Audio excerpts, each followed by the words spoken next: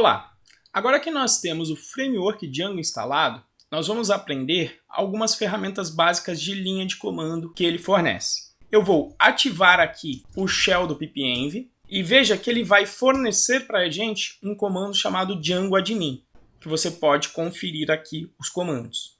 Nós estamos interessados em criar o esqueleto inicial do nosso projeto e para isso nós utilizaremos o comando start project. Eu vou rodar então o comando Django admin, seguido do start project. Eu vou dar um nome aqui para o projeto, que ele vai utilizar como base do pacote. E também ele vai criar um arquivo especial chamado manage.py, que vai servir para gerenciar a nossa aplicação. E eu vou pedir para que ele crie esse arquivo na raiz do projeto. Veja que nós estamos com o nosso projeto apenas com esses arquivos, sem o manage.py na raiz e sem um pacote chamado PyPro. Quando eu rodo aqui o Start Project, ele vai criar para a gente essa estrutura inicial. Veja aqui um pacote PyPro com arquivos que nós estudaremos durante o decorrer desse módulo e também um arquivo manage.py que eu tinha comentado na raiz do nosso projeto. Esse arquivo serve para gerenciar a aplicação. Então você pode rodar um Python manage --help para saber quais são os comandos. Veja que em particular ele possui este comando aqui chamado run server. Ele serve justamente para rodar o servidor localmente. Então eu vou rodar aqui Python manage run server e veja que ele vai rodar o servidor nesse endereço local. Acessando no navegador este endereço, veja que ele já mostra que o nosso esqueleto de projeto funcionou. Veja aqui a página de setup com sucesso que o Django apresenta para a gente. Então, dessa maneira, você já sabe rodar o servidor local. Para desligar, utilize o Ctrl+C e o servidor será paralisado. Veja que agora, quando eu tento acessá-lo novamente, ele não se encontra disponível. Agora, o fato é que esse arquivo manage ele vai ser utilizado em vários momentos na nossa aplicação. E muitas vezes a gente vai ter navegado, por exemplo, aqui para o nosso pacote, para fazer algum tipo de programação.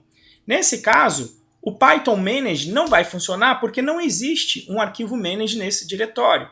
Nesse caso, eu teria que sempre apontar este arquivo, por exemplo, .manage e rodar o meu servidor. Para não ter que ficar toda hora descobrindo onde esse arquivo se encontra, nós podemos utilizar o fato de que quando você está com o virtualenv ativado, ele cria uma variável de ambiente chamado virtual_env que possui o endereço do diretório do nosso virtualenv.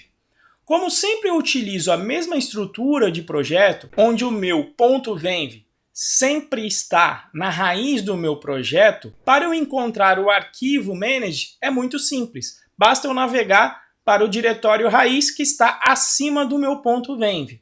Então, o que eu vou fazer é o seguinte, eu vou criar o chamado alias, que é um apelido para um comando completo. Ou seja, se eu rodar o mng, ele vai rodar o comando Python no diretório acima do virtualenv, pegando o manage.py.